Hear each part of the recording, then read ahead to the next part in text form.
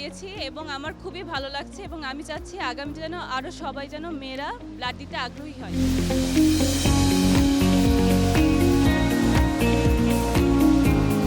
এই আয়োজনের মাধ্যমে শুধু একটা রক্তদান নয়, এটি মানুষের জীবন বাঁচানোর জন্য এই রক্তগুলো গুরুত্বপূর্ণ ভূমিকা পালন করবে।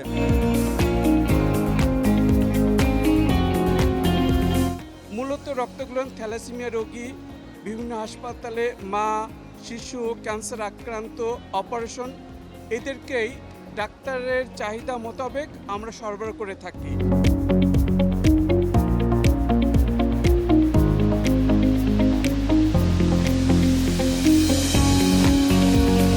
প্রতি 2 সেকেন্ডে দুনিয়ার কোথাও না কোথাও ব্লাড দরকার হয়। ইসলাম ধর্মের কোরআনেই বলা আছে, যদি একজন মানুষকে যে জীবন বাঁচায়, সে সারা মানব জাতির যেন জীবন বাঁচানো।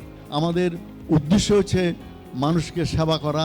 তো যদি আমার বয়স থাকতো তাহলে আমি হয়তো আজকে রক্ত দিতাম।